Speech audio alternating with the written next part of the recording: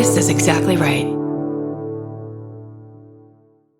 Capture your favorite summer feeling with Pandora Jewelry. Discover a collection inspired by the sunshine, freedom, and moments that make the season unforgettable. From sun-kissed metals to personalized pieces ready to be engraved with your summer mantra. Each design moves with you from beach days to golden nights and every memory in between. Shop Pandora Jewelry's new summer collection in-store or online at pandora.net and let your summer unfold. Goodbye. Summer is for adventures, road trips, and adding a whole lot of miles to your car. That's why it's worth stopping at Valvoline Instant Oil Change first. Their trained techs help you get road trip ready with an oil change and an 18-point maintenance check included with every oil change, checking your tire pressure, wipers, lights, and more. Valvoline Instant Oil Change techs complete over 270 hours of training, so your car's in capable hands. Best part? You can stay in your car and you're in and out in about 15 minutes. Valvoline Instant Oil Change. Change wisely. Goodbye. The Hulu original series Furious is now streaming on Hulu and Hulu on Disney+. Starring Emmy Rossum as Alice Black, Furious follows a rookie FBI agent on the hunt for Catherine, played by Lola Pettigrew, a mysterious and calculating female serial killer. While Alice upholds justice, Catherine kills for it, terrorizing the rich and powerful men of New York in her pursuit of vengeance. With secrets that change everything, Alice discovers there's a thin line between hunter and prey. Watch the Hulu original series Furious. Now streaming on Hulu and Hulu on Disney Plus for bundle subscribers. Terms apply. Goodbye. If you're thinking about your bra all day, you're probably wearing the wrong bra. Your bra should clock in, do its job, and clock out. That's where Honeylove comes in. Honeylove is an independent, female-founded brand with products designed by women who actually wear them. Honeylove recently launched their new crossover contour bra, which features their best-selling wireless crossover bra design, plus built-in molded light foam pads for extra support and a beautifully contoured shape. And Honeylove is now offering a crossover triple bra bundle. You can get huge savings by buying 3 at once. But Honeylove doesn't just make bras and shapewear. They built a full line of tanks, bodysuits, and underwear with supportive structure, smoothing fabrics, and premium finishes. Treat yourself to the most advanced bras and shapewear on the market. Use our exclusive link to save 20% off Honeylove at honeylove.com/MFM. That's honeylove.com/MFM. After you check out, they'll ask where you heard about them. Please support our show and tell them we sent you. Experience the new standard in comfort and support with Honeylove. Goodbye.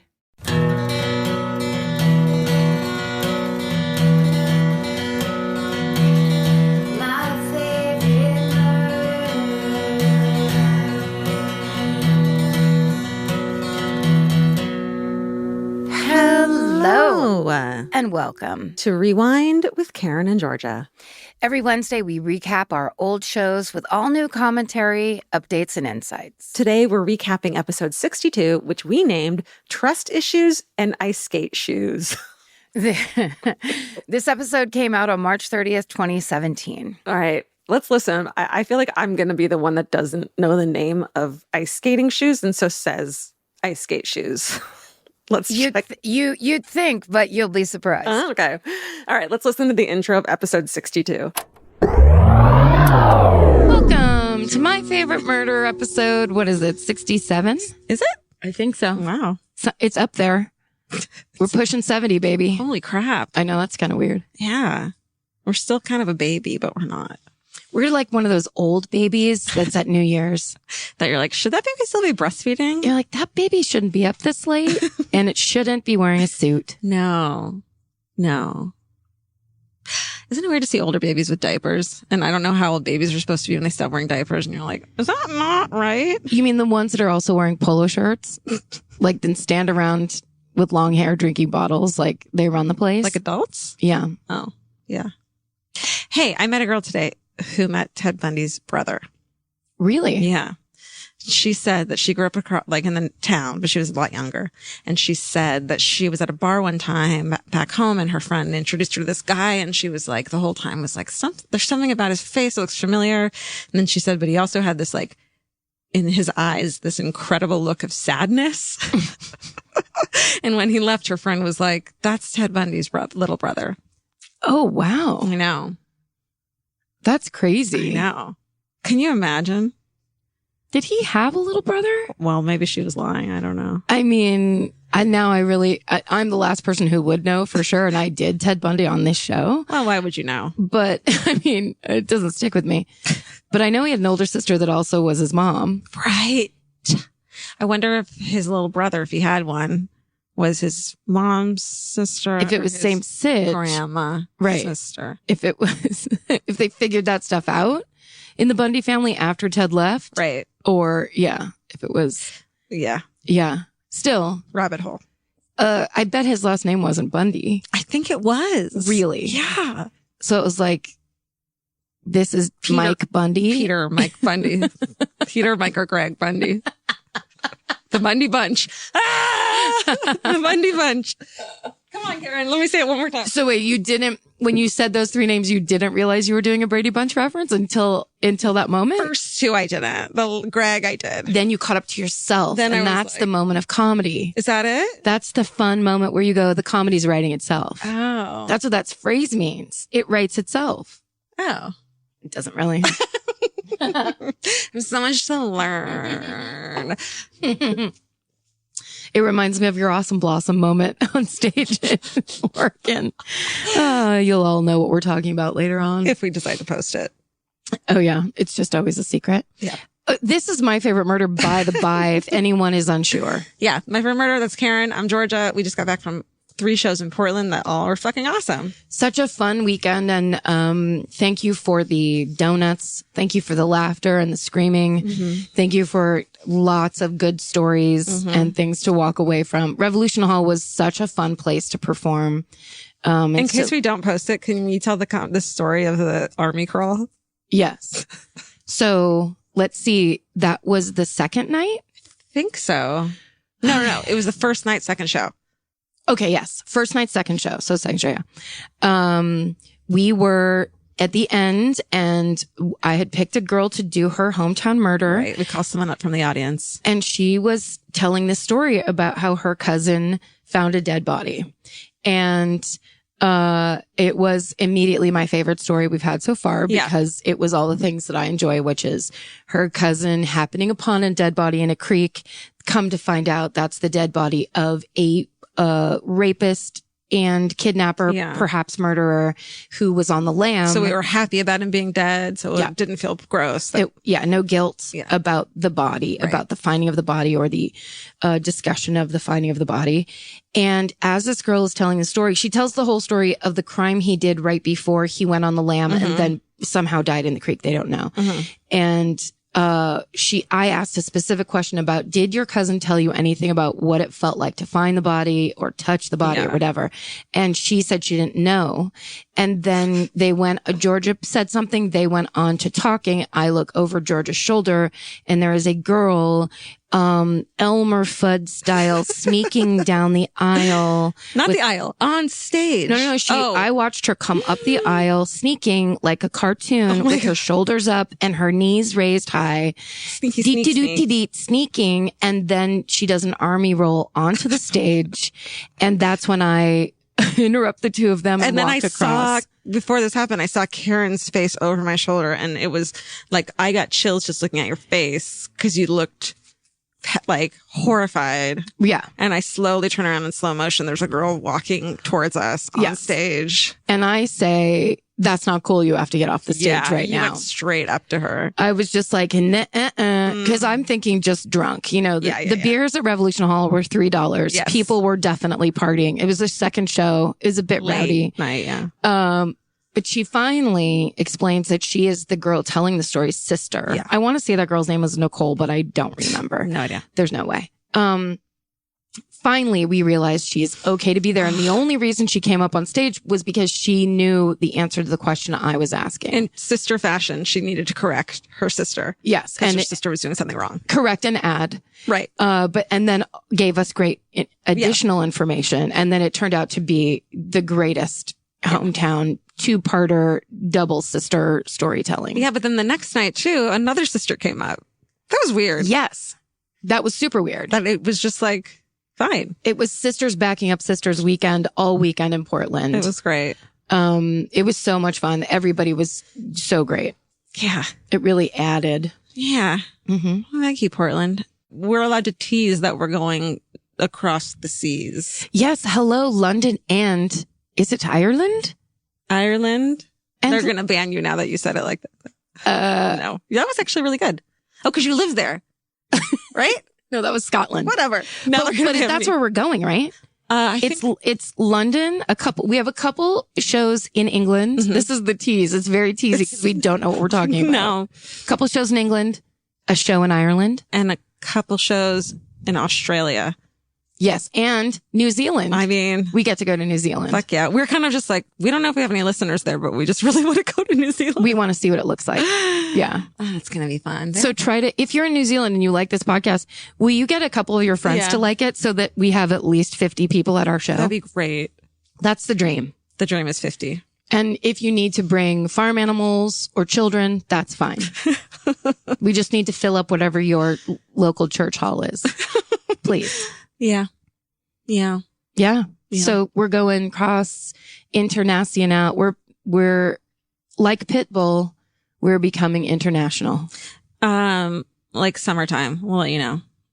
Yeah. Yeah. Summer or fall. I think summer into, anyway. You'll hear more about it and it'll be this vague when you hear about it again. Yeah. So don't expect to get tickets.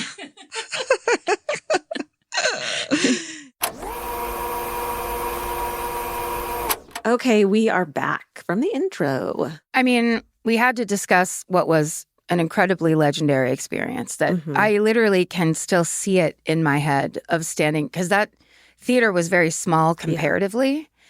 So the stage was down close to the ground. So literally, I see the girl basically kind of sneaking up to get on stage, and in that same moment realize anyone could do that. So watching her do it, I was like, now other people are going to start doing it and people are going to fucking get up on the stage with us. It was scary. It was legit scary.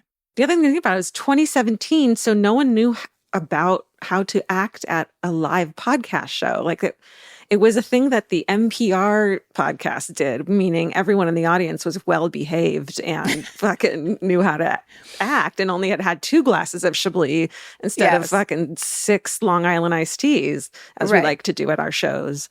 So, yeah, that was more of the bad hip crowd. And we were more of the people being like, let me get up there with you because I'm with you every time I listen to you on this podcast. That's my sister. Yeah. You guys are my sisters. I'm coming up. And we like that energy. We like the energy. We just need to know what's happening. You can't sneak out of the dark. Also, the sneaking made it very scary, which is very funny. That's like weird. Drunk girl stuff. But I love her for it. I loved her. And the story was so worth it. The whole thing was hilarious. Yeah, it was. So it did pay off. But it is funny because then talking about we should have a live show etiquette guide. Yes. Like, what would you put in the live show etiquette guide now? Well, you do the whole story at the beginning of the don't do this, don't do that. But yeah, you know what it would be? Put your phone down. That's what it would be. Take your pictures in the beginning, whatever, video, whatever. But there's sometimes people who just have their phone up videoing the entire show. And if it's distracting to me, it's distracting to the person behind them. And no one wants to watch your video of what they're watching. That's a really good one. It also makes me laugh when people do that at concerts where it's like, so you're going to go home and you're going to basically watch video of a little white speck. Right. And in a mostly black field. And then other people going, whoo! And then the guy next to you being like, hey, so how many brothers and sisters do you have? Like, I get like a 10-second video, but it's like, and you want to send it to your best friend, Vicky, who couldn't come tonight because she's in labor. But like, Vicky doesn't need the whole concert at all. No, or want it. Like, you can't recreate the in-person experience. 100%. Yeah. So that would be my rule. My thing is, if you're going to rush the stage, you have to do it standing up the whole time so we know you're coming. You can't get so close to the stage that it's almost like this weird, and also the fucking roll onto the stage. Oh, everything about that was so wild. She'd had a few Chablis. It also makes me think that during our tour now that's coming up, I want to pick a pair of sisters for a hometown to come up. Absolutely. Like, they did a great job. We've had other sisters before, mother, daughter, whatever. Like, we need like pairs. Right? Sure. Like people helping each other. Yes. Because I do think that sometimes people are like, oh, I can absolutely do this because they've had a couple Chablis. Right. And then when they're up there, it's a whole different kind of experience. Yes. So maybe 2 people who both know the story can tell it together. Right. Exactly. Then it's like tag team. Yes. But also just I'd love to take a moment to pause. If we're going to rewind, let's rewind to I think one of the best hometown deliveries ever, sincerely, was that show we were in Phoenix, Arizona. The theater in the round. Yes, the theater that slowly spun around in like an arena. It was like a cage match with everyone around us, and we slowly spun around, and I got seasick. It was crazy. If you go find a live show, we only did one in Phoenix, so you'll be able to find it. It's early. That live show, the woman who came up, and I'm sorry, I can't remember her name, did a fully formed and amazingly delivered hometown. Like she was a hired professional. It was hilarious. Mm-mm. So, I guess that it's like, be really good. That would be one of my rules. Be really good. If you're going to get up here, be really, really good at it. All right. Now let's get into George's story about the Moores murders.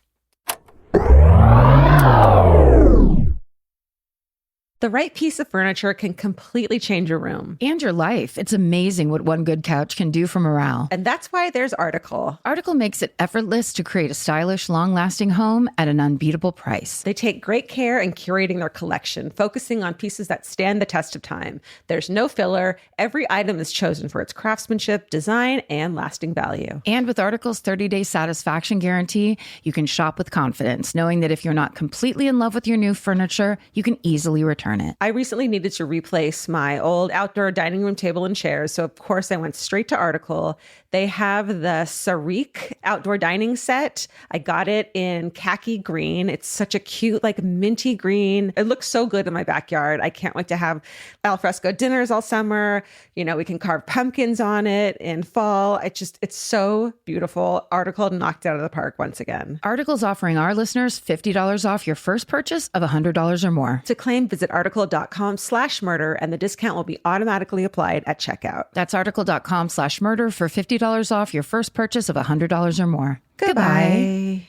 Grocery shopping seems like it should take 20 minutes. And then 2 hours later, you're standing at the checkout with a frozen pizza and 6 different types of chips. Lucky for you, there's Hungry Root. Hungry Root is like having your own personal shopper and nutritionist all wrapped in one. They'll take care of the weekly grocery shopping and recommend groceries and meals tailored to you. Once you tell them about your goals and preferences, they fill your cart with personalized recommendations. And those recommendations get smarter as Hungry Root learns more about what you did or didn't like. Most of Hungry Root's recipes can be made in just 15 minutes or less. You can't get any easier than one pan shakshuka. I've always said that. Yeah, I love the convenience and also the fact that I don't have to go park anywhere. Thank God Hungry Root's around to help us shop and help us build really healthy and delicious meals. For a limited time, get 40% off your first order, plus get a free item in every box for life. Go to hungryroot.com/MFM and use code MFM. That's hungryroot.com/MFM, code MFM, to get 40% off your first box and a free item of your choice for life. Goodbye. There's nothing better than just laying around. Whether you're fully horizontal or at a slant, it cannot be beaten. Unless, of course, you have a Lola blanket. Lola is the world's #1 blanket, crafted with ultra-soft luxury vegan faux fur and a signature 4-way stretch that sets it apart. Their products are machine washable and double hemmed for durability, and they stay flawless. No pilling, no shedding, even after repeated washes. And there's more. Lola also makes weighted blankets, matching pillow sets, and super soft pet beds. Lola is a great go-to gift. It's personal, beautiful, and something your loved ones can actually use every day. For a limited time, our listeners can get 40% off select Lola Blankets products with code MFM at checkout. Just head to lolablankets.com and use code MFM to get 40% off your order. After you purchase, they'll ask you where you heard about them. Please support our show and let them know we sent you. Wrap yourself in luxury with Lola Blankets. Goodbye. Summer means a whole new world for your feet. They're walking more, sweating more, and going barefoot all day long. For summer feet that need real comfort, there's Bombas. Bombas has a whole line of sport-specific socks for golf, yoga, the gym, and every kind of runner. They also make soft, supportive compression socks that are especially great for summer travel. Bombas sandals and slides are made from super lightweight, cushy, waterproof EVA foam, so they feel incredibly comfortable. And the best part? For every item you buy, Bombas donates an essential clothing item to someone facing housing insecurity, with over 200 million donations and counting. I wore my Bombas compression socks on the plane ride to and from Italy. And listen, I'm a girl of a certain age at this point. It needs to be done. And I felt so comfy and so secure with my cute little Bombas socks. So head over to bombas.com/MFM and use code MFM for 20% off your first purchase. That's BOMBAS.com/MFM, code MFM at checkout. Goodbye. Do you go first or do I? I think we should start over because do you want to go first or do you want me to go first? Well, I went first last time. Did you? Mm-hmm. Oh, yeah. The live show. I mean, don't we have to follow just how we're doing it as opposed to what airs? I don't know. I think that's what we should do. It's for us. And nobody cares. Nobody cares. And I don't think we care that much. I don't care. Okay, great. No. Wait, now you're mad? No. I'm like, why do I care? Like, why have I been? Well, it used to matter. Did it? Well, when we were like back to back. That's true. All right. It felt like. So I just finished listening to this book called The Devil All the Time by Donald Ray Pollock, which is a really fucking great book. A bunch of different stories of other people, and they're all, intertwined somehow, which I love. And this one had a husband-wife murder team. Whoa. Which I know we've talked about, and neither of us kind of are that interested in it, or like that's not our first pick, and it's so weird and creepy. So I'm doing one. Okay. You're going outside your comfort zone of cold cases and lesser known cases. That's your passion. And this is the Moors murders. Okay. So 1961, 18-year-old typist Myra Hindley meets Ian Brady. Ian was born in Glasgow in a slum on January 2nd, 1938 to a single mother named Peggy. And when he's 4 months old, she fucking advertises him for adoption in a newsagent's shop window. Oh, man. There's a lot of words in here that I normally wouldn't use, and they're English. Like newsagent? Like newsagent and shop window. And I'm sure it's advertisement, not advertise. Peggy visits him at his foster family regularly until he becomes a teenager without letting him know that that's his mom. What? But I guess his foster family is good. Yeah. So, but he still has extreme temper tantrums, and they end with him banging his head on the floor. And despite being exceptionally bright, he did poorly in school. He's socially awkward, considered a, quote, sissy at sports. And he's cruel to animals pretty quickly. And it ranged from, quote, stoning dogs, decapitating rabbits. And on one, nope, I can't read that. It's about a cat. Mm-hmm. He later tells Myra, his later girlfriend, that he killed his first cat when he was 10 years old. Fuck. That was a brag for him. That's like first date chit chat for him. Yeah, It gets worse. Okay. At 13, Ian had his was charged with housebreaking. Mm-hmm. As a teenager, he develops. He taught a whole house how to go to the bathroom. Yeah. Oh, no. Stupid. As a teenager, he develops a fascination with the writings of Nietzsche and with Nazism. Red flag. Yeah. In 1959, he learns bookkeeping in prison, and he gets a job as a stock clerk, and buys his own audio recording equipment, and he transfers Hitler's speeches onto vinyl records. Oh, like as a pastime? Yeah. Huh. Yeah. Sounds fun. He sounds like a real hoot. Yeah. Go get her. Okay. In 1961, a new secretary starts at his work named Myra Hindley. On their first date, Ian takes her to see a movie about the Nuremberg trials. So that's their first date. Jesus. Not Nietzsche and Nazism. Yeah, I mean, yes, Nazism. So a guy's like, would you like to go to the movies with me? And you're like, sure, that's cool. Yeah. And he's like kind of cute and has like 50s slicked back hair. He's older. Yeah. Yeah. He's like the cool guy at the office. He's got strong opinions. Right. He's not like the boys at school who don't like Nazism. Yeah. He's got his arm up in the air a lot, just like what you're looking for. And then you meet at the movie theater and it's the fucking Nuremberg trials. Yeah. Super chill. After they start dating, they read each other books about Nazi atrocities on their lunch break. Hindley, she starts to alter her appearance to replicate the Aryan ideal, bleaching her hair blonde and wearing red lipstick. And so Ian's really grooming her to become subservient. And they start discussing committing crimes together, like robberies that would make them rich. But ultimately, they decide that murder was more their style. Nice. Fun. Ian outlines a plan where Myra would wear a disguise, they'd abduct a child and take it to the moors, where they would rape and murder and bury it there. And in 1963, they took their first victim.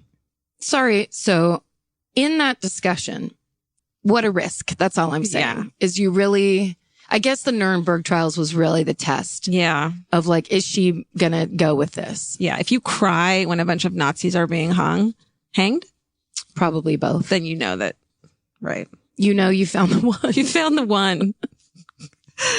Also, I have seen Myra Hindley's mugshot. Yeah. As a blonde. Yeah. With that lipstick on. Yeah. How do you feel about it? She was definitely a fall winter. Let's just say it that way.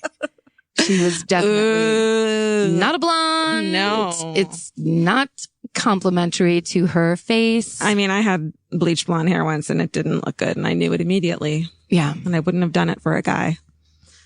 What? What did you do? I also it for? wouldn't have killed anyone. Children. Children in the moors. Okay. In 1963 in July, for the first victim, Ian tells Myra to drive her van around the local area while he follows behind on his motorcycle. And when he sees a victim that he wants, he's going to flash his headlights at her, signaling her to stop over and offer that person a ride. So they see a young girl walking towards them and, Ian signals her to stop. She doesn't do until they pass her. And Brady's like, what the fuck? And she's like, I know that girl. I don't want to take her. So instead at 8 p.m., Ian spots 16-year-old Pauline Reed on her way to a dance. And Pauline is a neighbor of, Hindley's, who's a friend of her younger sister, Maureen. So, she was okay with getting into the van with Hindley, who then asked if she would mind helping to search for an expensive glove she had lost on Saddleworth Moor on a tract of on Saddleworth Moor. And then I was like, you know what? I didn't know what a moor was aside from photos. Nice. So I thought I'd explain to people what it was. It's basically just an big open, uncultivated field. Like picture where, British people would go shooting and bury bodies. Yes. It's like a rocky, hilly, open grasslandy situation. For miles and miles. Miles and miles. Yeah. So she wanted her to come find her glove with her, and Pauline says she's in no hurry and agrees. When they get to the moor, Brady arrives shortly afterwards on her motorcycle, and Hindley introduces him to Reed as her boyfriend, and that he'd also come to find the glove. And then Hindley claims that Brady took Reed into the moor while Hindley just hung out in the van. After about 30 minutes, Brady comes back alone and takes her back to the spot where Reed lay dying.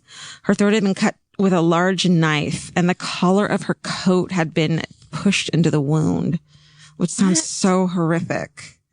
He tells Hindley to stay with Reed while he goes and gets a spade that he had hidden nearby on a previous visit to bury the body. So Hindley notices that Pauline's coat is undone and her clothes were in disarray, guessing that she had been sexually assaulted. I mean, she claimed she wasn't there witnessing it, but let's fucking come on now. Right. But Hindley later claims that she assisted him with the sexual assault. So she turned on that story. He says it's incorrect. Oh. Am I getting their names wrong? Sorry, I that would be in character. Got it. I see now. So basically she says I wasn't there, and later on he's like, oh no, she was there and helped me out. Yeah. Got it. Okay. Then on the early evening of November 23rd, 1963,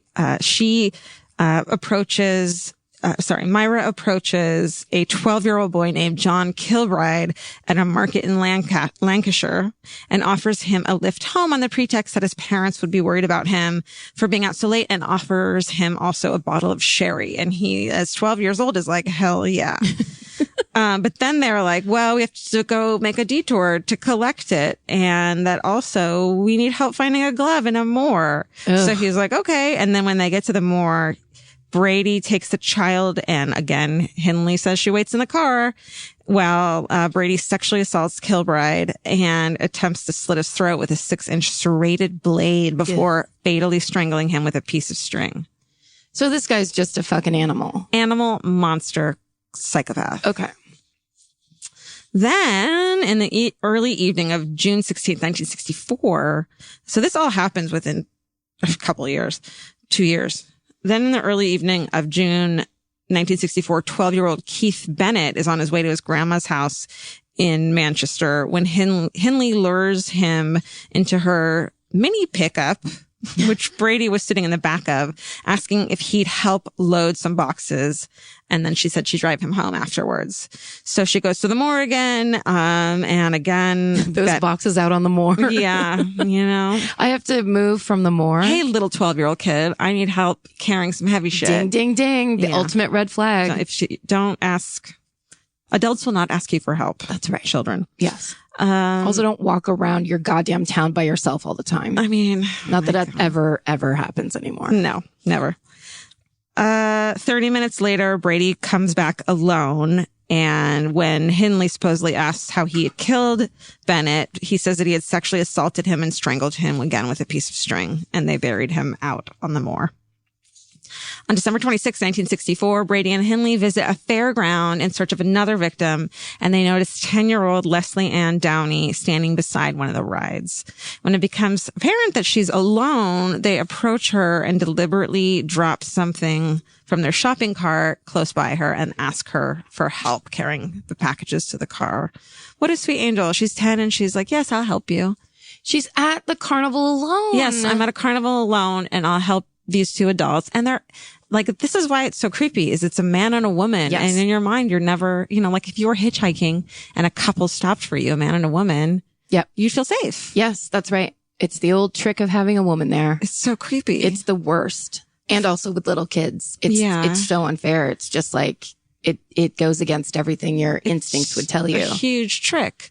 Do you think that it's more horrifying for women to kill children than for men? Like I feel like, I feel equally horrified at every story that I hear of people that think it's okay to kill children or that need like a compulsion to kill children. There's something so wrong with you. I feel like what horrifies me more than the compulsion is is being okay with it. It's not even like she might not have had a compulsion to kill children, but she went along with it anyways. Yes. So that to me is even more depraved because it's not even this addiction that you have. She was doing it for her fucking boyfriend. Totally. Which is you've known people who are like, now I'm into swing dancing. And you're like, that's so lame, but you never say anything. Right. This is like she'll get over it. Just, yeah, exactly. Just like, we'll wait for this one to wind out and you'll hate him in 8 months or whatever. But now this is it's very extreme. I bought a Vespa for a boy when I was, listen, I'm not going to lie. I mean, I thought it looked cute and I liked it, but I got it so that he would think I was cool. Yeah. Yeah. And I hated it.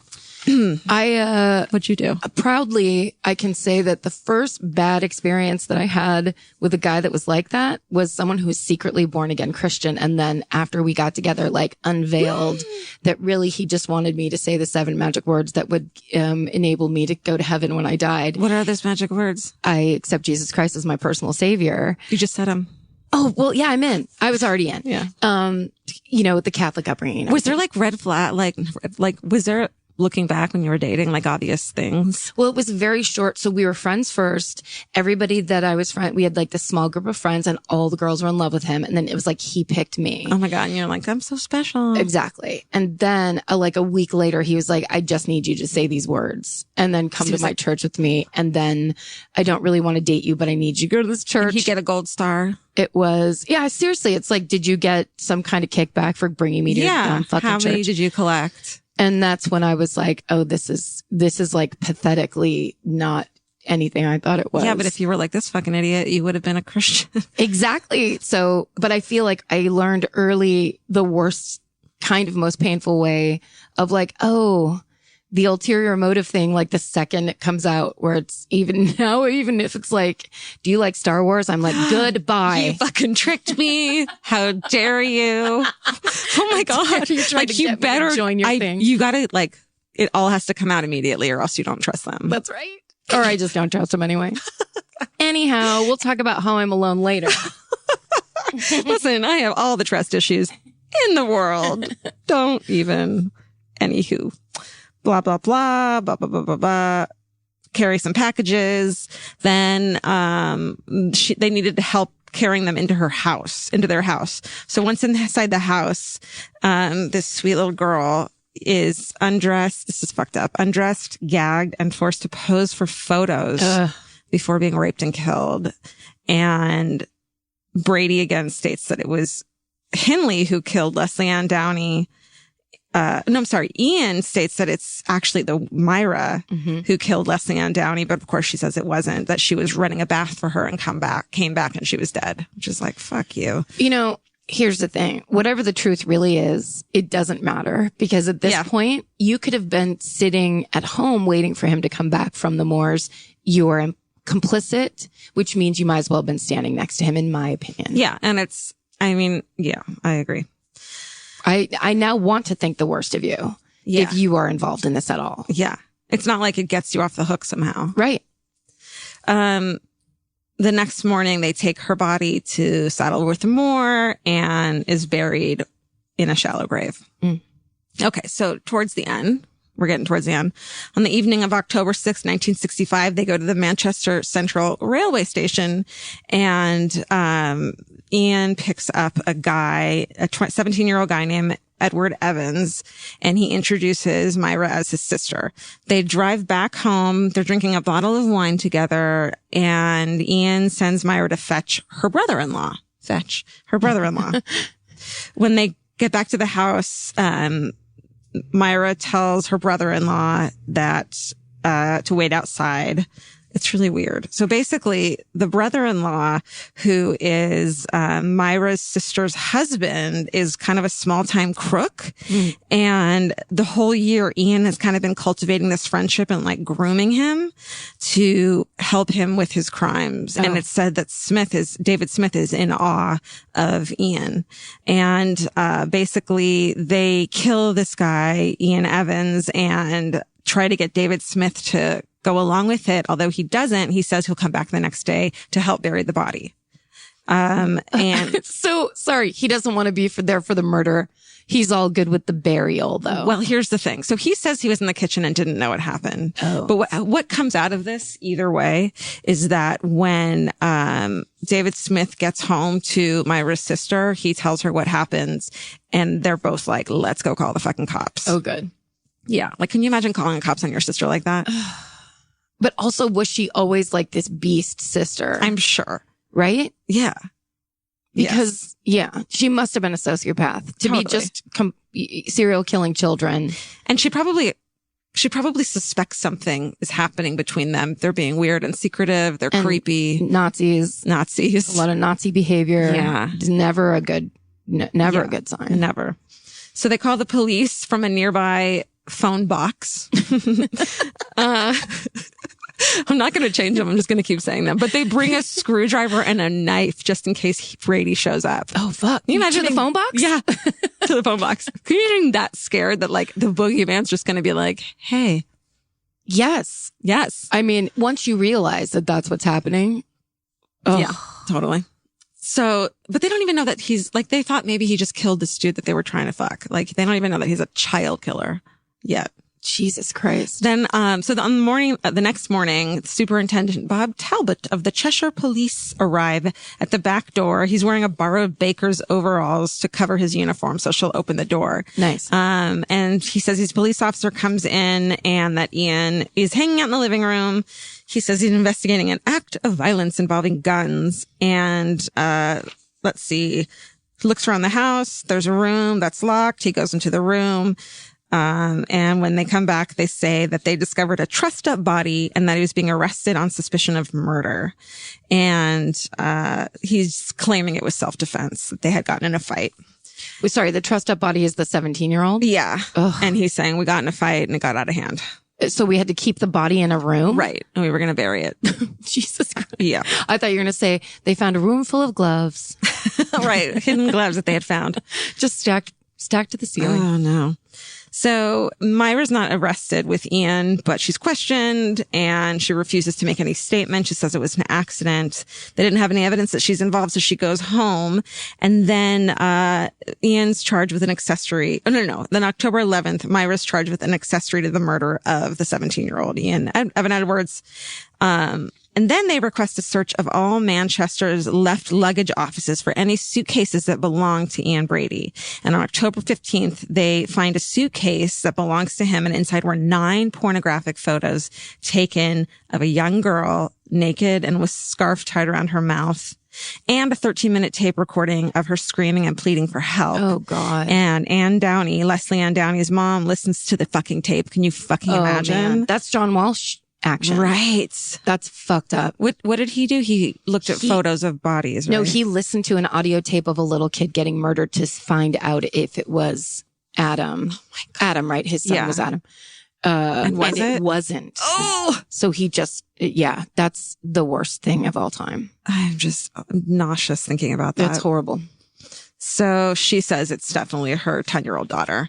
And then the police are searching their house and find an old school book that has John Kilbride's name in it, the 12-year-old who went missing. They also find a large collection of photos of in the house, which seem to be taken on Saddleworth Moor. So they fucking go there and start searching the moor. And on October 16th, police find an arm bone sticking out of the peat that was the body of Leslie Ann Downey. Ugh. Can you imagine a fucking arm bone sticking out of the peat? It's just a big, wide open field of gray low grass and brambles, I think, right? Mm-hmm. And then you're just trying to walk it, and then there's just an arm bone. And then arm bone. Ooh. Another site on the opposite side, they found the badly decomposed body of John Kilbride, and then the search is called off in November because of the weather. So Brady's charged with the murder of Evan Edwards, 17-year-old, John Kilbride, and Leslie Ann Downey, and Myra Hindley with the murder of Evan Edwards and Leslie Ann Downey. They plead not guilty to the charges. Then on May 6th, deliberating for 2 hours, the jury finds Brady guilty of all 3 murders and Hindley guilty of the murders of the 2 people. Brady sentenced to 3 life sentences and Hindley was given 2. On February 2nd, 1987, Myra made a formal confession to the police admitting her involvement in all 5 murders. Wow. On July 1st, 1987, Reed's body is discovered only 100 yards from the place where Leslie Ann Downey had been found. Keith Bennett's body has still never been found, and his family continues to search the moor. On November 15, 2002, at age 60, Myra died from bronchial pneumonia caused by heart disease. And he's still motherfucking alive. Whoa, really? I'm almost positive. Wow. Oh, sorry. That's crazy. People have been asking us to do these guys for a while. I know. And That's I wouldn't awesome. have if I hadn't listened to this book, just because, Yeah. but I did it. It's so good. I mean, they're like one of the earliest team creeps. I feel like back then it's so, you have this small town and children and people are going missing and you just don't put it together because that didn't happen back then. Yeah, Whereas now it's like you wouldn't be like a 12-year-old's gone, they're a runaway. Yeah. Because that just was unthinkable. And I think when you switch between boys and girls, it's also like kind of a way to throw off police. Yes. Right? And ages. It was like a 12-year-old boy, a 16-year-old girl. Like it was kind of all over the map in terms of probably how they were thinking. Totally. And also just the fact that that one girl was her little sister's friend. I know. Is so fucking evil. It's crazy. It's Why just would- like, the trust aspect. And then also the other way of Myra, you're so into your boyfriend that you are now like his right-hand man. Yeah. Which she argues is like, no, he had brainwashed me and I was under his command and all this shit. And he groomed me to be his, which is like, Maybe. no, yeah, but only to an extent. I mean, yeah. That could be true, but I don't think that that's an excuse for what you did. It's, here's the thing, whether it's true or not, you still did it. Totally. That's the problem. I mean, at any point you could have run away and called the police. Yeah, because did she, aside from brainwashing, did she claim he was abusive or anything? It sounds like they were we're stoked Nazis that are into killing. Of being abusive. And I bet that if she hadn't died, she would have been let out of prison at some point. Yeah, because she was so old? Yeah. Because I bet she would have. That's like the Paul Bernardo and Carla Homolka. Right. She got out of prison. Totally. She's out of prison now. I bet she would have gotten out. Yeah, I bet she would have. Oh, it's so creepy. It's so creepy. It's so crazy. Cool. So that is the Moore murders.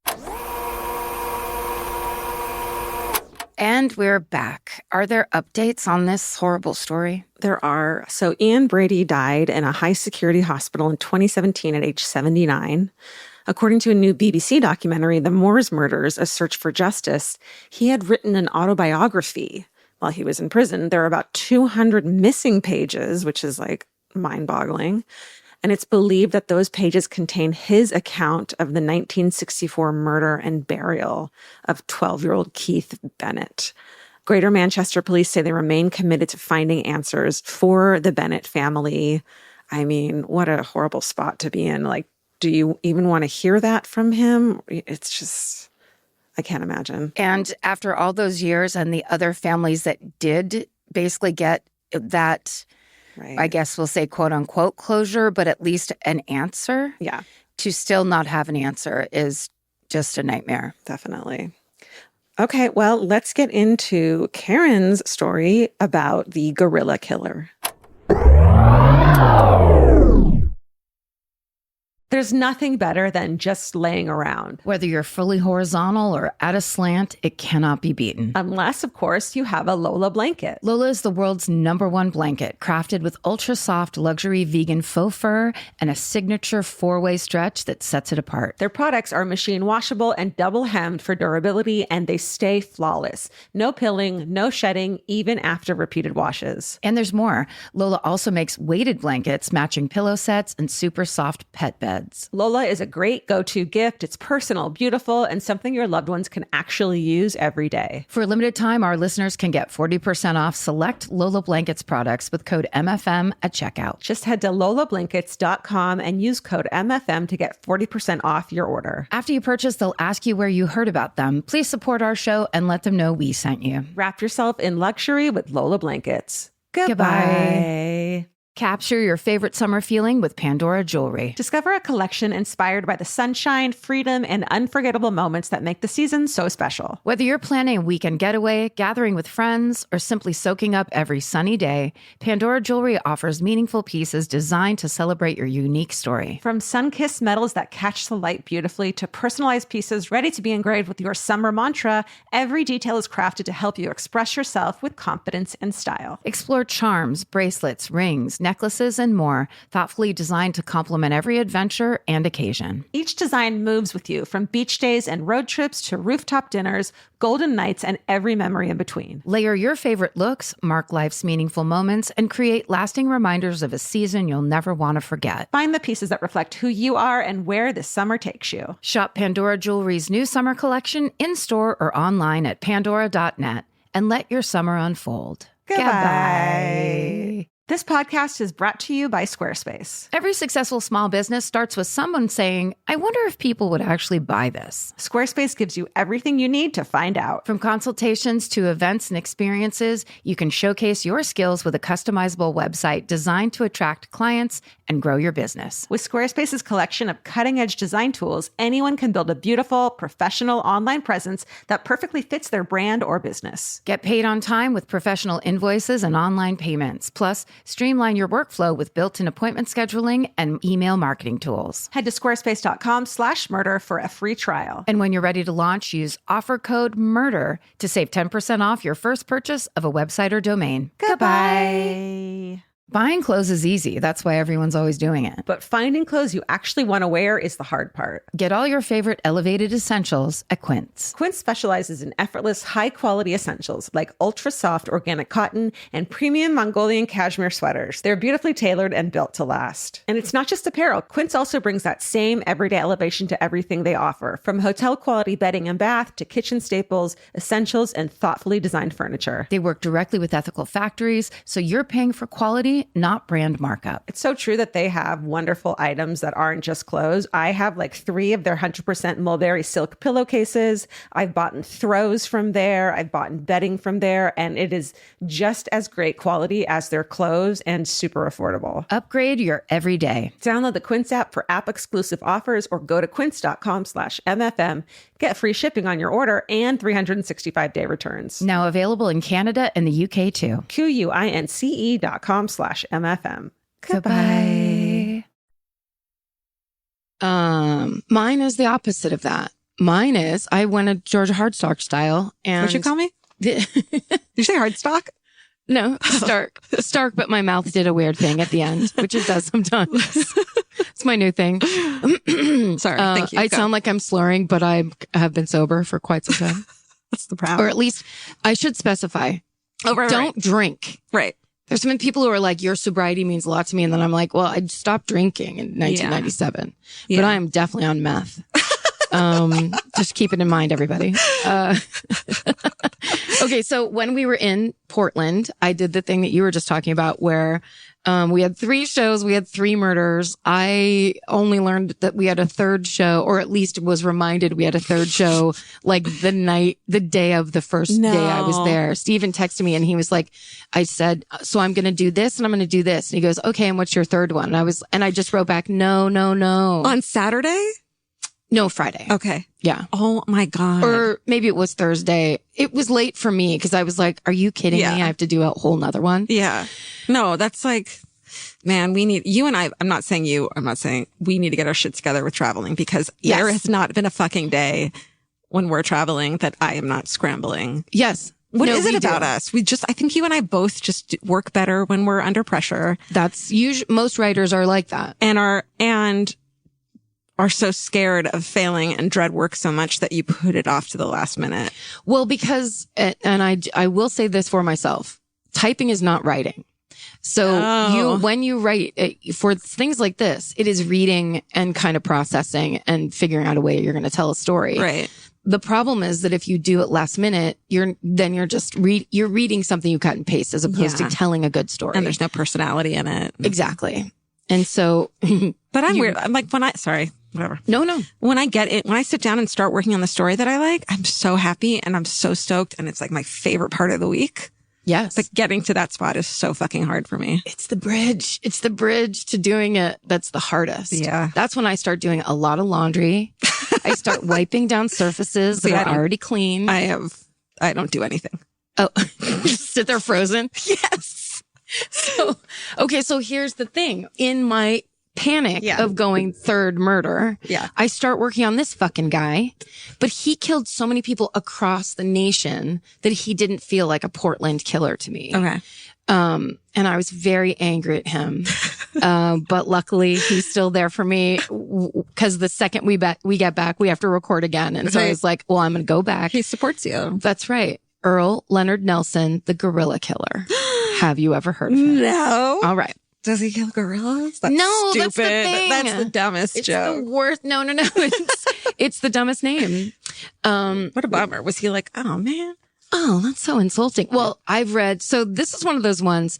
I should say Murderpedia is one of my favorite websites. It is an aggregate site where they bring you all the articles and anything written about the killer you've looked up. It's not like Wikipedia where it's like, here is this paragraph by paragraph of what happened. It's like, here's an article from 2006. Here's one from 1967. Yes, it's the best. Great. But you also then, in reading all the articles about the one person, realize how this guy, it was like, he was called the gorilla killer because of his features. He was called the gorilla killer because he used to walk on his hands. He was called the gorilla killer because it took so much strength to kill these women and he rarely used a weapon. He killed them with his hands, whatever. Yeah. It's that kind of situation. But still, all that being said, Murderpedia works like Wikipedia. So if you use it or like it, I recommend you give them $5 because I want it to exist always because it's such a great site for research for this. It makes my life so much easier. Me too.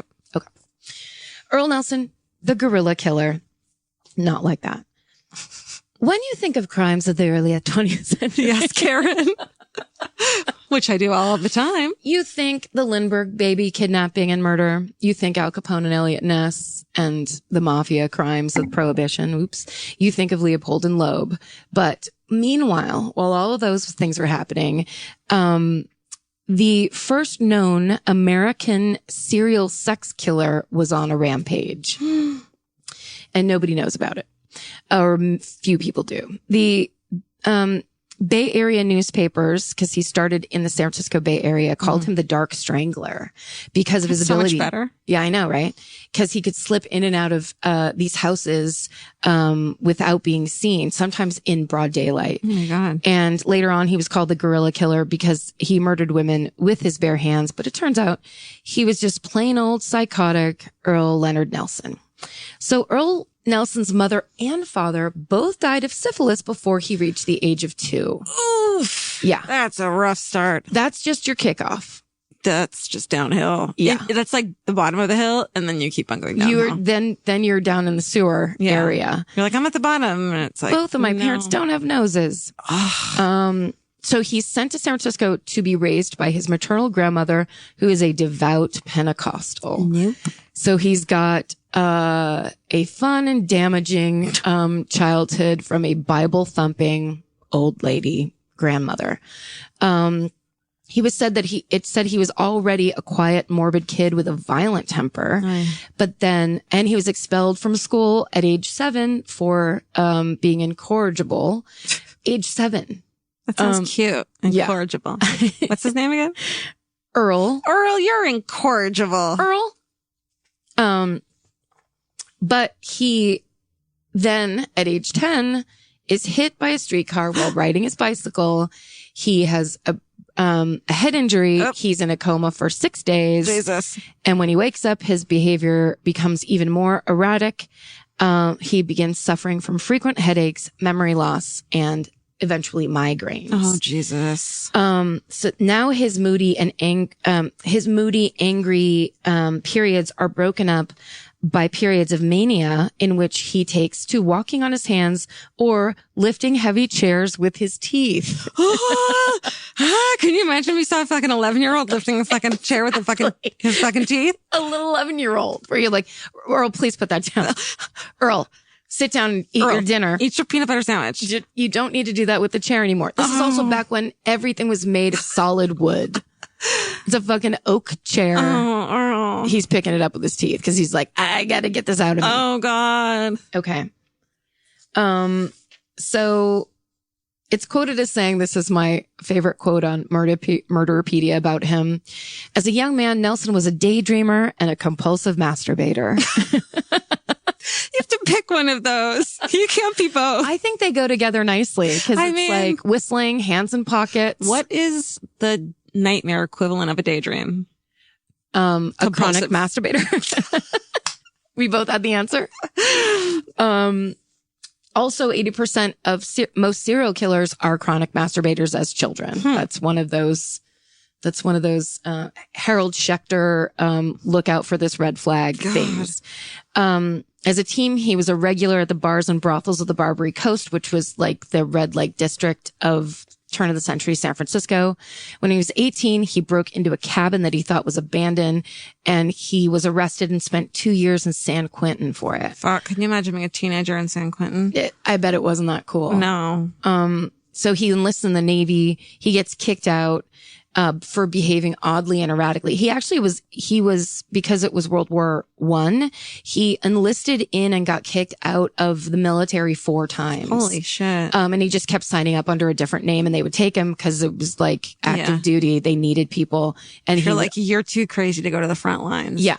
We're getting our asses kicked over there, and you still can't come. Yeah.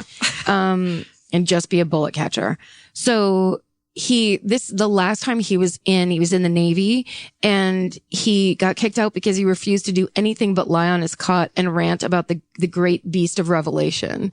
So he was just a crazy Bible thumper. Wow. And he ends up, I said, he refused to do anything but lie on his cot and rant about the great beast of Revelation, aka dreamsterbating. Dreamsterbating. That's what it is. That's what it is. So they commit him to Napa State Hospital, which was a very famous mental insane asylum in Northern California.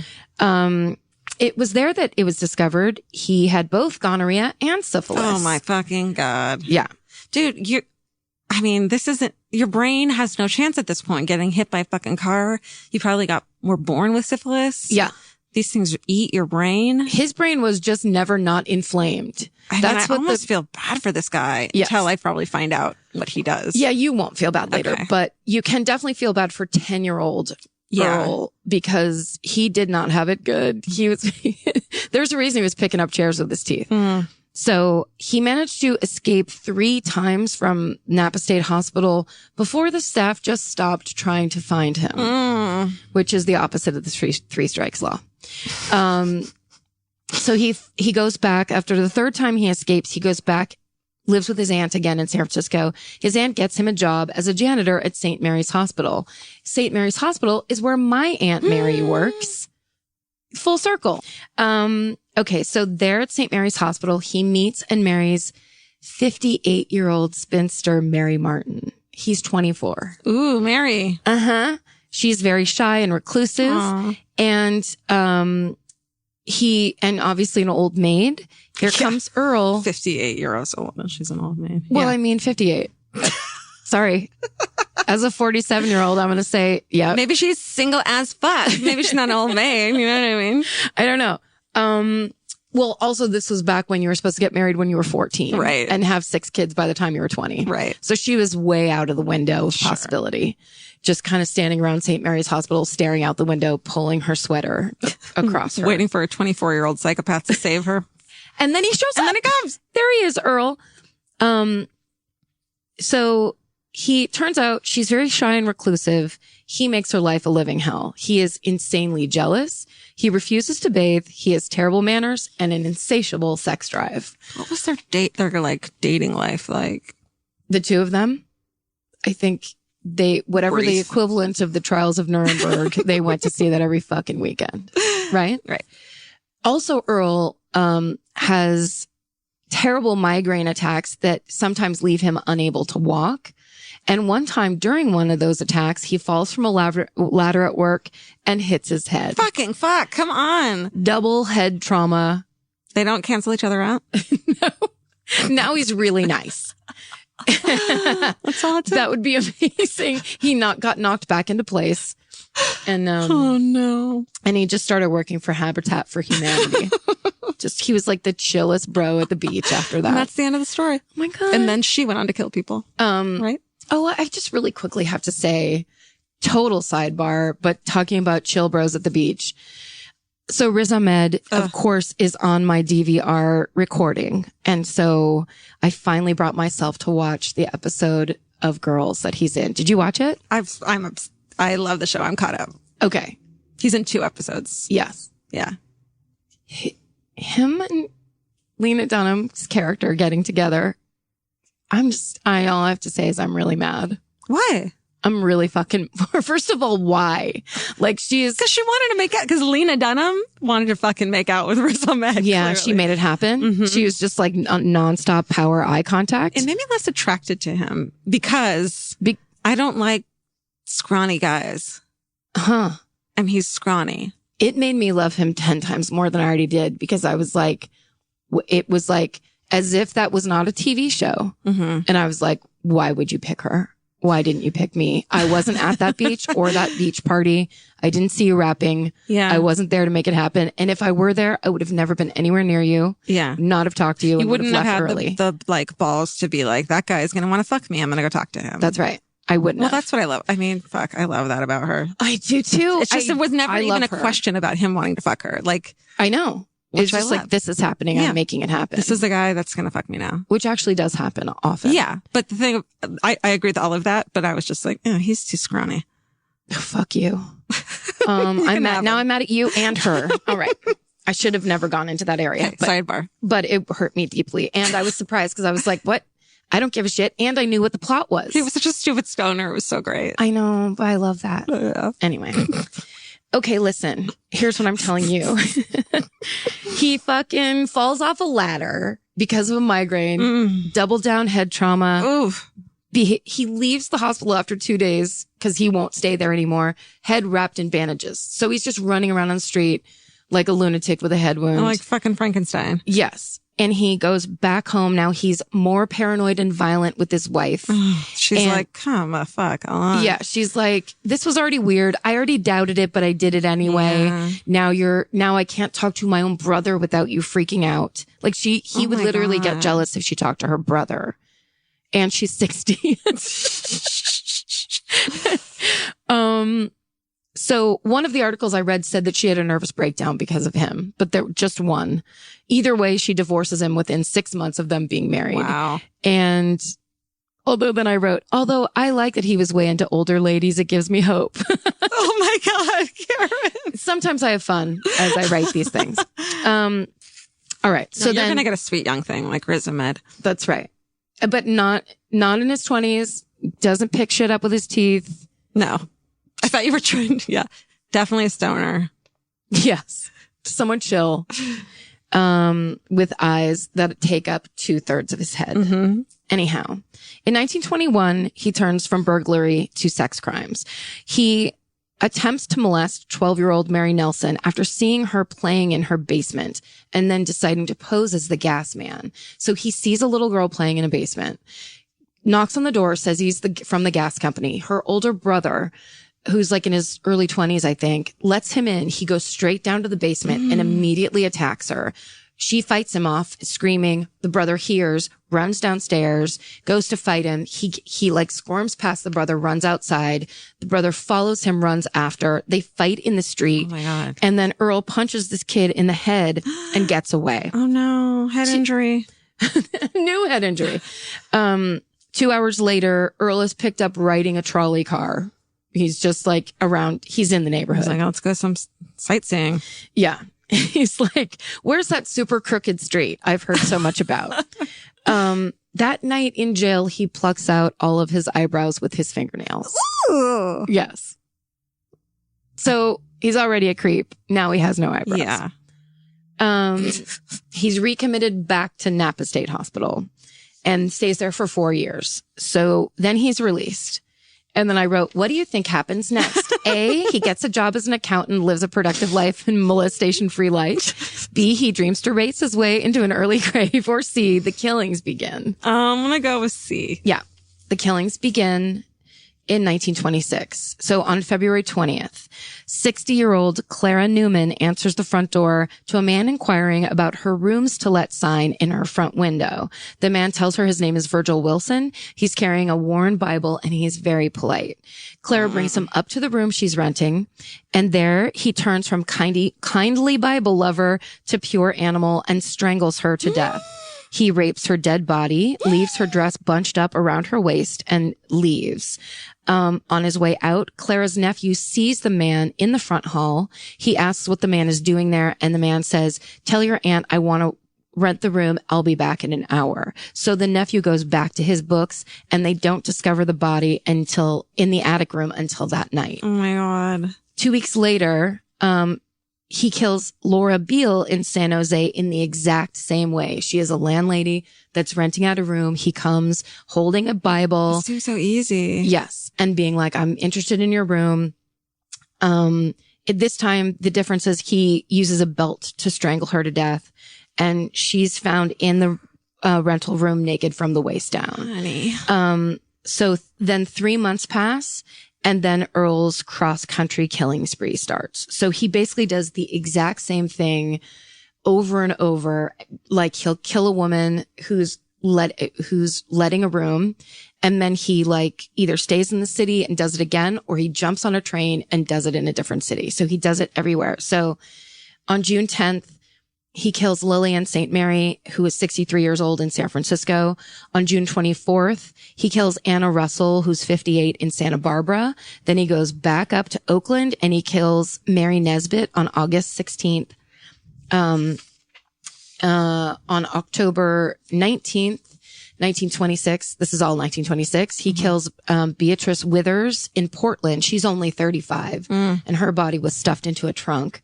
Then the next day, he kills Virginia Grant, who's 59 in Portland. Her body is stuffed behind the furnace in her basement. On October 21st, the day after that, in Portland, he kills Mabel Fluke, and she's hidden in the attic, in the crawl space in the attic. What'd you say? Jesus. Sorry. I thought you were asking a question. On November 15th, he kills Blanche Myers, who's 48 years old in Oregon City. November 18th, Wilhelmina Edmonds, 56, back down in San Francisco. Then back up in Seattle. On November 24th, he kills Florence Monks. And then, the next day, a month later, he kills Elizabeth Beard in Council Bluffs. So he's clearly hopped a train. Then he's in Kansas City on, later in December, but somewhere between December 23rd and 28th, he kills Bonnie Pace in Kansas City. Jesus fucking Christ. Yeah. On December 28th, in Kansas City, he kills 28-year-old Germania Harpin and her 8-month-old baby. He's on a serious fucking spree. Then he goes quiet for months. And then on April 27th of 1927 in Philadelphia, which is where he was from originally, where his parents, the syphilitic super couple, they're from Philadelphia. He goes back there and kills Mary McConnell. She's 60 years old. Then he, gets somehow to Buffalo, and on May 30th, he kills Jenny Randolph, who's 35. Then he goes to Detroit. Jesus. And on June 1st, 1927, he kills Minnie May and a lodger in that same house, Mrs. Antwerp. They don't know how old she is, but she sounds old to me. And 2 days later in Chicago, he kills Mary Siestima, who's 27 years old. So by this time, he knows the cops are after him. Oh, they are.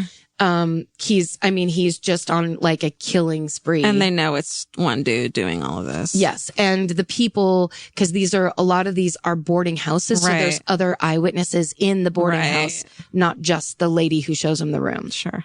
So he crosses the border up into Winnipeg to get away from the cops. And he rents a room there on June 8th. My birthday. What? My birthday. Oh. I did that at the live show too. I can't help it. It's the best. How can you not? He actually was born. I completely relate because Earl was born on May 12th and I was born on May 11th. So I was like, oh, day after. But then it's him.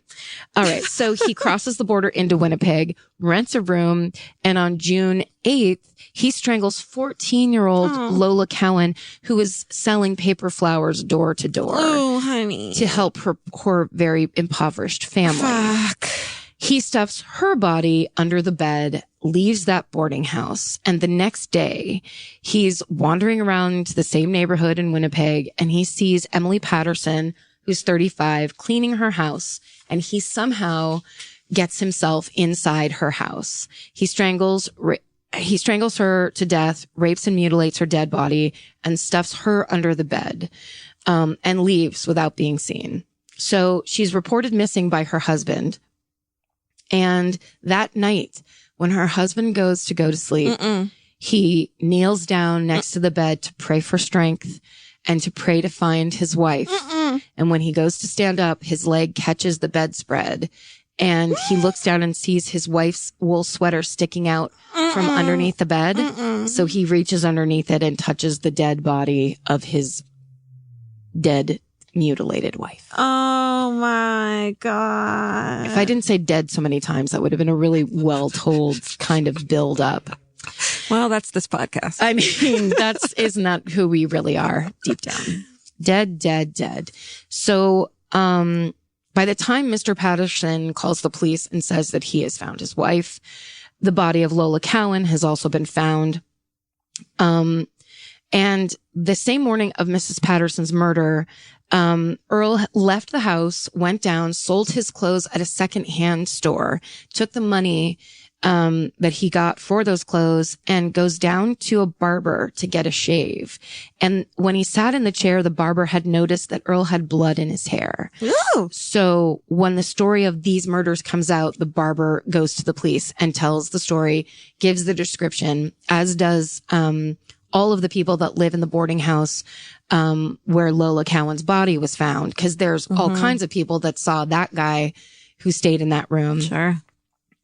So at this point, between the barber's description, the eyewitness accounts from the other boarding house, Earl Nelson's likeness is distributed across every province and border town in Canada, and there's a $1,500 reward posted for his capture. And Earl is arrested hopping onto a train.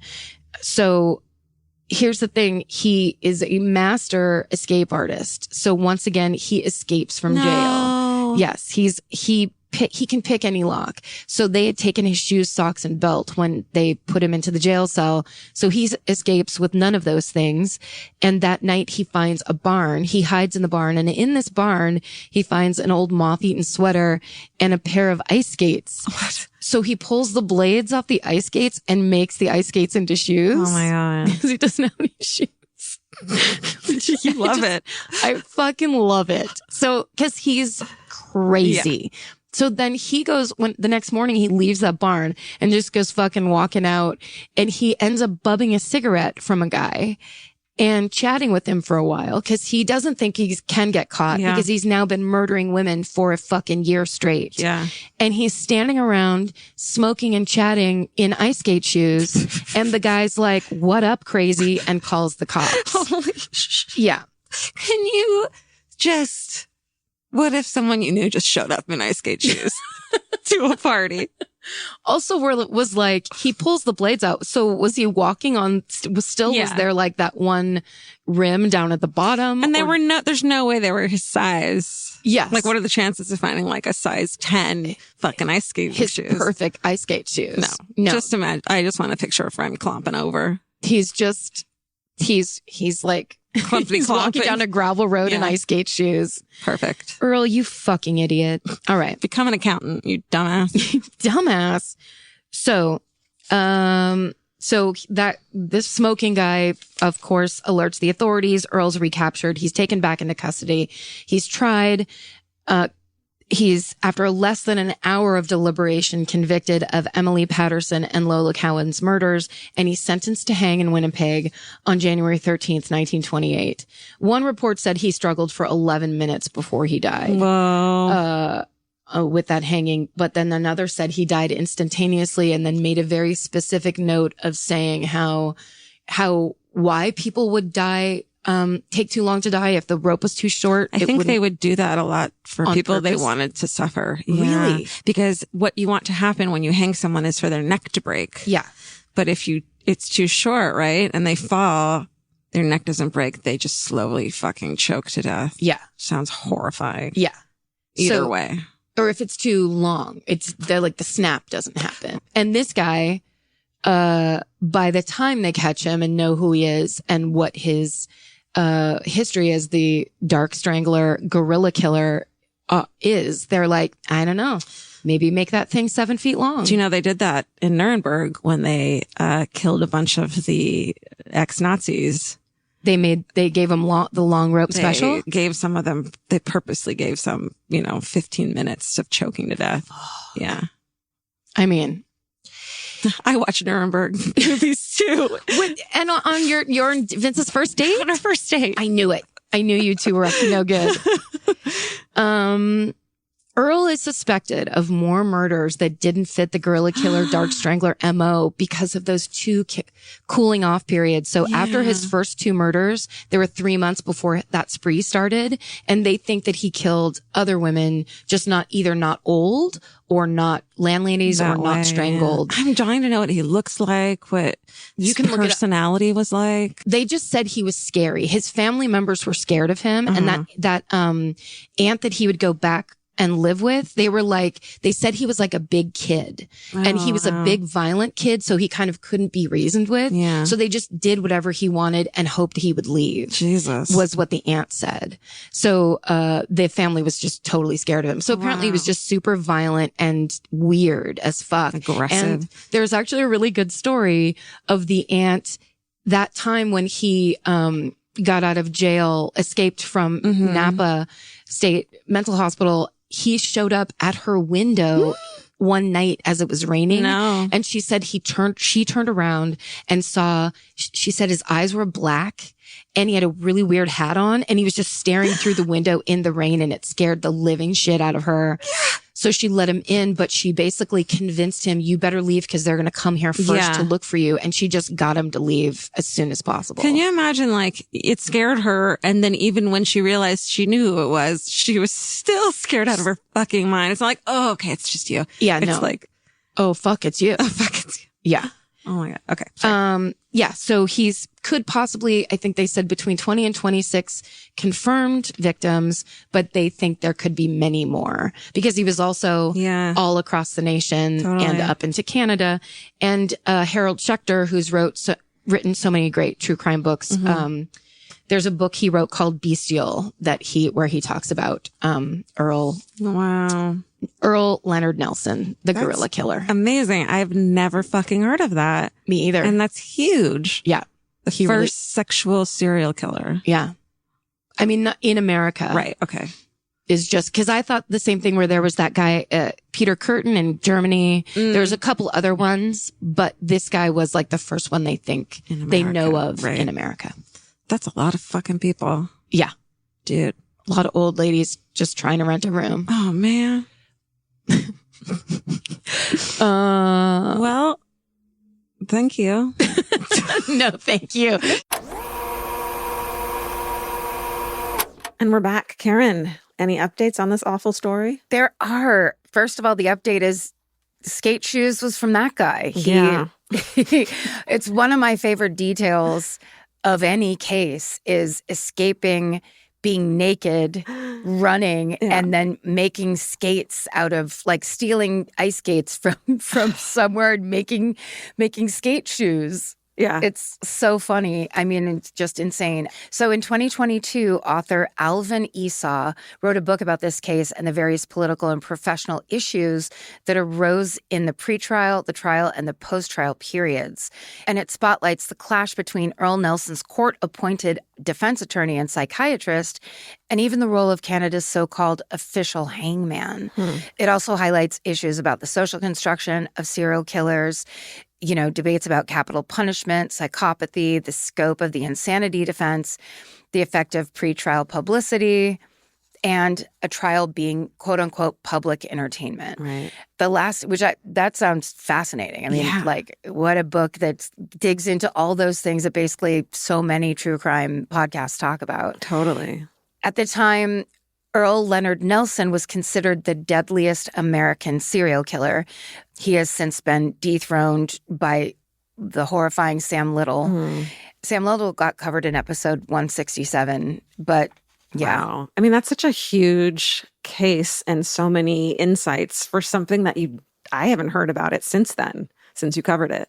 So let's head back in, guys, and listen to our good things of the week. Should we say a thing we like? Yeah, let me think if I have anything. Didn't you say you were watching a show you really liked? Yeah, but I can't find the name of it. Oh. Was it fiction or nonfiction? It was nonfiction. It was like different kind of deaths. It's really cool, but I can't remember. I'll find out for next week. Okay. What about you? You say something and I'll think of something. Oh, okay. Fuck. Well, I'll say this. When we were in Portland, I got to hang out with my friend Stacy, who you met, and who is the greatest. She runs a place called Curious Comedy Theater in Portland. If you live there, they have improv shows there. They have stand-up shows there. Lots of cool stand-ups perform there. I think Ron Lynch is going to be there next. Yeah, cool. She books really awesome people, and we just had a really great time hanging out, and it made my visit in Portland. It's just nice to have friends and Stacy and my friend Jason Lopez, who I have known since I was 20. We used to work at the Gap together. We used to get drunk in the Castro together. He's one of my oldest friends, and he was there both nights, actually. I love that. Well, okay. Well, I guess mine is similar in that, like, this is the first time Vince came with me on a weekend tour, and it was just like, it just meant so much to me to have him there and have his support and just like hang out with him. And fuck, man, I am just blown away by him, and I just want him to come with us all the time. And he has to come with us. It was so great, and I just love having him around. I do too. My husband probably should, but it was a really awesome experience having him there. And you know how much fucking traveling anxiety I have, and how much I hate leaving the house, and how scared I get, and how worried I get. And having him there just kind of alleviated all of it, except missing the cats. But it alleviated all of that, and it made it such a fun time for me instead of like an anxious, scary time. Yeah, you were free to kind of just have your fun and do it. Yeah. Instead of, I don't, it's not like you seemed insanely different than any other time, but it is nice to know that then you don't have all those worries on your shoulders. You can just kind of have fun. Yeah, it was nice. I mean, yes, I'm codependent, but so what? It works for me. So. Lots of people are. Also, that's not codependent. You just have a great husband that you're grateful for. My therapist says it's not codependency, it's interdependency. And if it works for you, it's fine. I like interdependency. Isn't that nice? I want a slice of interdependency. Interdependency is good. Yeah, it's lovely. And he's the best. He really is. Yeah. I feel similar to him that you do. I hope not. I might as well tell you now. You guys get along so well. It's cool to go in the other room and to get ready and hear you guys cracking up. And yes. I dig it. Well, also, he just knows his shit too. Has so much experience in performing. He has experience in merch sales. He has experience in everything. He does. He's smart. Vince Averill, he's got a podcast called We Watch Wrestling. Yeah, get into it if you watch wrestling or want to. Yay. I'm happy. That's a good one. Other people. Yay. Making us happy. We like people. And thank you to everyone who came to those Portland shows. We had such a great time. We got so many good presents. Thank you for coming to say hi after. Can we say that someone made catnip toys of fucking a bunch of serial killers? Yes. And they're incredible, and we put them on our Instagram, and I'm not giving them to the cats because they're just so fucking cool. Yeah, those are keepers. They're incredible. I think that it's not the same person, but I also got a couple of dog toys that were little mini slippers, oh my God. A neon green mini slipper and a hot pink. And George and Frank have already destroyed both of them. They were very excited to get them. Yeah. I love it. I am. Okay, we're back. It's so funny to hear me talk about how glad I was to have Vince there, but just like he never didn't come again to a live show. Yeah, he then got hired on as part of the staff. And he'll be with me this tour too, not as staff, thank God, as my husband, which is just a much better place mentally for both of us to be. So I'm just happy to have him back there hanging out with me. And I can't go without him. He's my emotional support husband. Yeah, it's nice. I like the fact that you were trying to think of good things and you're like, I can't remember the name of the show I like. It's just like we're really trying to turn the end of every episode so nobody feels bad. And it's just like sometimes it's too hard to do. What could it be? It's nonfiction with different kinds of death. What on earth could it be? Literally all of the programming on the ID channel, that's perhaps. Right. Everything I've ever anything watched. on these days, every single channel. So this episode was originally titled Trust Issues and Ice Skate Shoes. It's a pretty good one, but if we were naming it today, maybe we would call it Like Pitbull, because we were going on tour internationally and we just got to announce that. So, and then we could do Hardstark, of course, which is my last name if you're wrong in pronouncing if you're it. slurring and on meth. Or we could do Yes, I'm Codependent, which is the whole discussion about what you just discussed with your husband. Still am, and I'm proud of it. Proud of it. Yeah. All right. Well, thank you guys so much for listening to this episode of Rewind. We're going to let us back then say goodbye. You guys are the greatest. Yes. Thank you so much. Thank you so much for listening and everything. And you're the best. And stay sexy. And don't get murdered. Bye.